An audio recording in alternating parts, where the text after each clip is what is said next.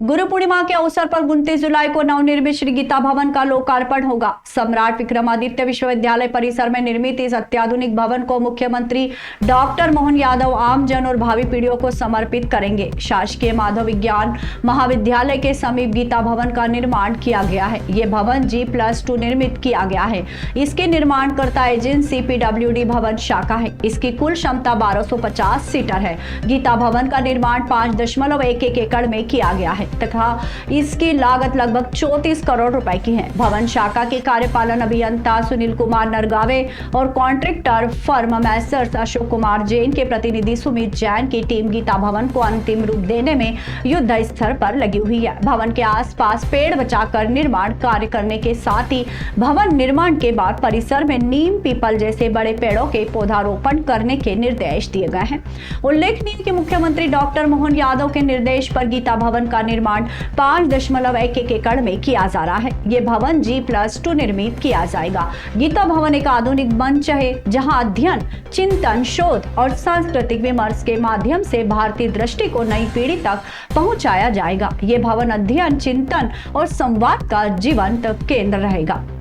परीक्षा paper leak मामले को लेकर लंबे समय से कांग्रेस पार्टी और छात्र संगठन आंदोलनरत थे। दिल्ली के जंतर मंतर पर लगातार धरना प्रदर्शन कर शिक्षा मंत्री के इस्तीफे की मांग की जा रही थी। शिक्षा मंत्री के इस्तीफा देने के बाद उज्जैन में शहर कांग्रेस ने इसे छात्रों और लोकतंत्र की जीत बताते हुए जश्न मनाया। शहर कांग्रेस अध्यक्ष मुकेश भाटी के नेतृत्व में शहर कांग्रेस कार्यालय से रैली निकाली गई। रैली शहर के प्रमुख मार्गों से होते हुए कंठाल चौराहा पर पहुंचकर समाप्त हुई। इस दौरान कांग्रेस कार्यकर्ताओं ने ढोल नगाड़ों के साथ आतिशबाजी की तथा कांग्रेस पार्टी जिंदाबाद और राहुल गांधी जिंदाबाद के नारे लगाए।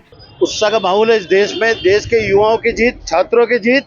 निश्चित रूप से जो लड़ाई लगातार निरंतर इस देश का युवा इन नकारा और निकम्मी सरकार से जिस प्रकार से लड़ा था, बार बार पेपर लीक करके बच्चों के भविष्य के साथ जो खिलवाड़ हो रहा था, आज वो हिटलर शाही प्रधानमंत्री को झुकना पड़ा और अपने शिक्षा मंत्री धर्मेंद्र प्रधान का इस्तीफा लेना पड़ा। ये आज छात्रों की जीत है और कांग्रेस पार्टी के जननायक जिन्होंने इसकी शुरुआत करी कोटा के माध्यम से लाखों बच्चों को संबोधित करके जब इस कार्यक्रम के आंदोलन की शुरुआत करी तो हमारे नेता आदरणीय राहुल गांधी जी का बहुत बहुत कोटि कोटि धन्यवाद और आभार।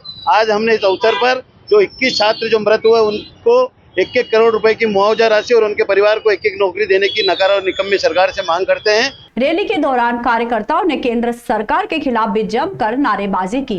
रैली के समापन पर पेपर लीक प्रकरण से जुड़े घटनाक्रम में जान गंवाने वाले छात्रों को श्रद्धांजलि अर्पित की गई।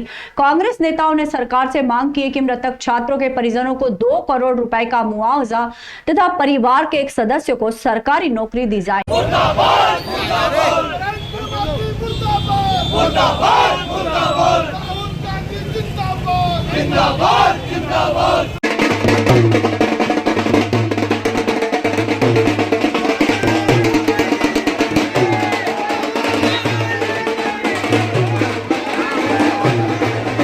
नेता प्रतिपक्ष रवि राय ने कहा कि यह छात्रों और कांग्रेस पार्टी की जीत है। उन्होंने आरोप लगाया कि कांग्रेस लंबे समय से शिक्षा मंत्री से इस्तीफे की मांग कर रही थी, लेकिन उन्होंने नैतिक जिम्मेदारी नहीं ली। अंततः छात्रों के संघर्ष और कांग्रेस के आंदोलन के दबाव में उन्हें इस्तीफा देना पड़ा। राहुल गांधी वर्ष 2024 से ही पेपर लीक का मुद्दा लगातार उठाते रहे हैं और कांग्रेस ने छात्रों के भविष्य की रक्षा के लिए सड़क से संसद तक संघर्ष किया है। भविष्य में यदि छात्रों के हितों पर कोई आंच आएगी तो कांग्रेस पार्टी पूरी ताकत के साथ उनके समर्थन में आंदोलन करती रहेगी। कांग्रेस पार्टी के हमारे सर्वोच्च नेता माननीय राहुल गांधी जी लगातार इस नरेंद्र मोदी सरकार के खिलाफ, पेपर लीक के खिलाफ कांग्रेस पार्टी सड़कों पर थी। 2024 से ही राहुल गांधी जी इस मामले को लगातार उठा रहे थे और आज भारत के लोकतंत्र की जीत हुई है, भारत के नागरिकों के संघर्ष की जीत हुई है, भारत के कांग्रेस पार्टी के नेता और कार्यकर्ताओं की जीत हुई है। हिंदुस्तान के इतिहास में, इस लोकतंत्र के इतिहास में सबसे बेशरम मंत्री, सबसे ज्यादा बेइज्जती कराने वाला मंत्री धर्मेंद्र प्रधान। जितने भी हमारे छात्र जो कि इस पेपर लीक घटना कारण जिन्होंने सुसाइड किया, आत्महत्या की है, और मैं तो कहता हूँ सरकार को शर्म आना चाहिए। कांग्रेस पार्टी ने 2-2 करोड़ रुपए के मुआवजे की मांग की है और आज कांग्रेस पार्टी के सभी साथियों ने उनको अपनी मौन श्रद्धांजलि दी है यहाँ पर, और निश्चित रूप से भगवान उनकी आत्मा को शांति प्रदान करे। पर उनका ये जो बलिदान है इस देश में क्रांति ला चुका है। और जब जब ऐसी घटना होगी छात्रों के साथ, युवाओं के साथ, जब जब अगर इस प्रकार की अति और अत्याचार और बेईमानी होगी, कांग्रेस पार्टी उनके साथ। श्रावण भादो मास में बाबा महाकाल के दर्शन के लिए इस वर्ष रिकॉर्ड संख्या में श्रद्धालुओं के उज्जैन पहुंचने की संभावना को देखते हुए रेलवे प्रशासन ने व्यापक तैयारियां शुरू कर दी है। 30 जुलाई से 7 सितंबर तक प्रतिदिन 95,000 से अधिक यात्रियों के स्टेशन पहुंचने का अनुमान है। भीड़ प्रबंधन और यात्रियों की सुरक्षा को ध्यान में रखते हुए पहली बार उज्जैन रेलवे स्टेशन पर वन वे ट्रैफिक व्यवस्था लागू करने की तैयारी की गई है। प्रस्तावित व्यवस्था के अनुसार यात्रियों को प्लेटफॉर्म नंबर 1 से प्रवेश और प्लेटफॉर्म नंबर 8 से निकास दिया जाएगा। वहीं माल गोदाम की ओर से यात्रियों का प्रवेश पूरी तरह बंद रहेगा ताकि स्टेशन परिसर में भीड़ का दबाव नियंत्रित रखा जा सके। आरपीएफ थाना प्रभारी नरेंद्र यादव ने बताया कि इस संबंध में रेल मंडल को प्रस्ताव भेजा गया है।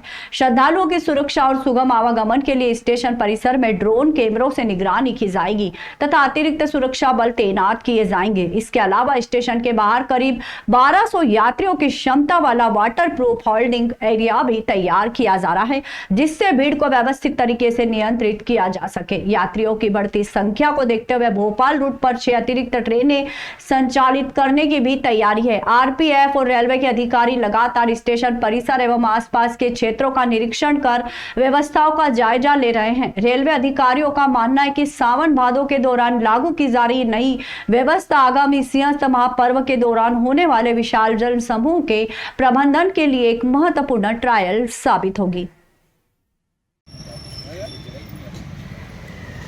वो बस वो ज़्यादा ना बढ़ा सकते हैं तो वो नहीं अभी रोक रहे हैं वहीं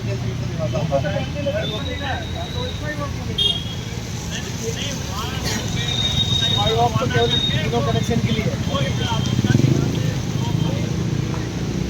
इस बार सावन में उज्जैन रेलवे स्टेशन से करीब 20% अधिक यात्रियों के आने की संभावना है।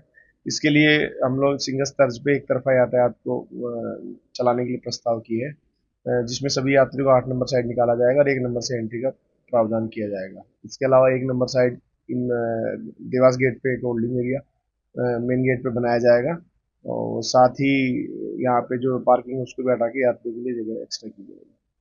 हाँ, कुल 3 जोड़ी ट्रेन स्पेशल भोपाल साइड के लिए प्रस्तावित की गई। हाँ, जनता से अपील है कि जो ये नया प्रस्ताव गया है थोड़ी परेशानी होगी, लेकिन चूंकि सुरक्षा सर्वोपरि है इसलिए उसका पालन करें। इसके लिए हम लोग ड्रोन से निगरानी से लेके अतिरिक्त स्टाफ की तैनाती की जा रही है। आरपीएफ की भी एक कंपनी आ रही है। बड़ा पुल स्थित श्री पंचदशनाम जूना अखाड़ा के श्री श्री 1008 जगत गुरु पंचानंद गिरी महाराज के कामाख्या तंत्रपीठ आश्रम में गुरु पूर्णिमा महोत्सव की तैयारियों को लेकर एक महत्वपूर्ण बैठक आयोजित की गई। बैठक में आश्रम समिति के पदाधिकारी, संत, महात्मा एवं श्रद्धालु शामिल हुए। इस दौरान गुरु पूर्णिमा पर आयोजित होने वाले धार्मिक कार्यक्रमों की रूपरेखा तय करने के साथ श्रद्धालुओं की सुविधा एवं व्यवस्थाओं पर विस्तार से चर्चा की गई। बैठक प्रारंभ होने से पूर्व जूना अखाड़ा के कामाख्या पीठाधीश्वर हिमालय गिरी महाराज के सानिध्य में अघोर काली माता का पूजन अर्चन किया गया। इसके पश्चात बैठक का शुभारंभ हुआ। आश्रम समिति के नीतीश कुमार ने जानकारी देते हुए बताया कि 29 जुलाई को गुरु पूर्णिमा के अवसर पर आश्रम में विशेष धार्मिक कार्यक्रम आयोजित किए जाएंगे, जिनमें बड़ी संख्या में श्रद्धालुओं के पहुंचने की संभावना है। इसे देखते हुए भोजन प्रसादी, आवास, पेयजल, दर्शन व्यवस्था, स्वच्छता एवं अन्य आवश्यक व्यवस्थाओं को लेकर विस्तृत चर्चा की गई। हिमालय गिरी महाराज ने कहा कि गुरु पूर्णिमा का पर्व भारतीय संस्कृति में अत्यंत महत्वपूर्ण स्थान रखता है।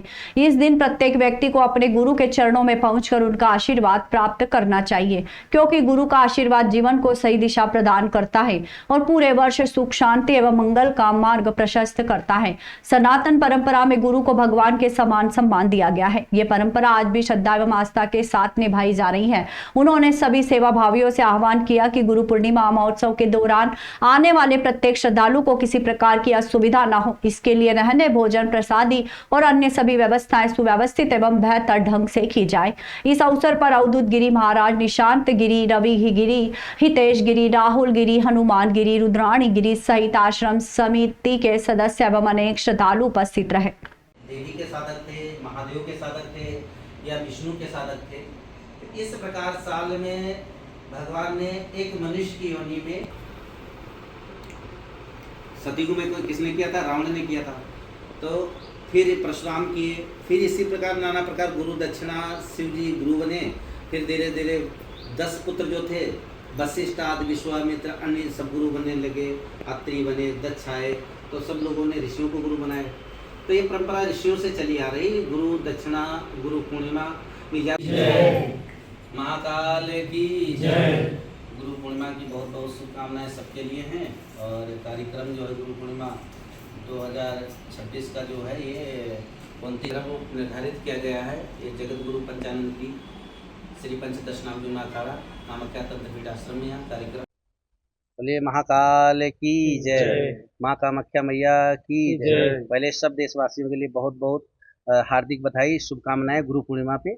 और गुरु पूर्णिमा जो है सबके लिए मनानी चाहिए। जो शिष्य हैं उनसे पहले निवेदन ये करते हैं कि अगर गुरु से कोई आपस में टकराव भी हुआ है, कुछ भी हुआ हो, तो जाके साल में एक बार गुरु से मिलें, उनके दर्शन करें। और गुरु का कभी निरादर नहीं करता, गुरु हमेशा आशीर्वाद देता है।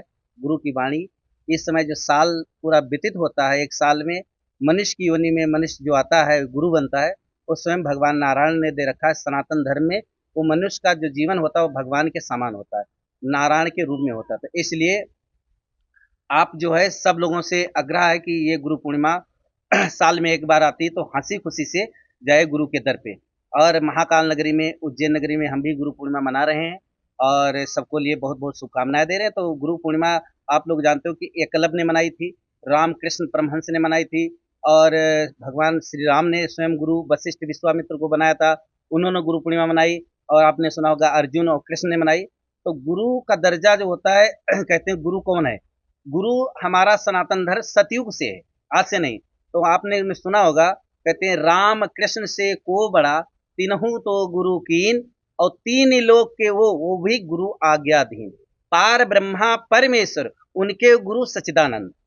नमस्कार सब संतों को। तो गुरु पूर्णिमा जो है भगवान ब्रह्मा विष्णु ने भी गुरु बनाया, और राम आए, कृष्ण आए, सबने गुरु बनाया। तो सबके लिए गुरु की बहुत बहुत शुभकामनाएं। अपने अपने गुरु की पूजा करें। और हम कह रहे हैं कि जाओ, गुरु से आशीर्वाद मिलेगा, आपका पूरा साल मंगलमय होगा। जो लोग गुरु के पास जाएंगे उनका साल बहुत अच्छा बीतेगा, अच्छा मंगलमय होगा।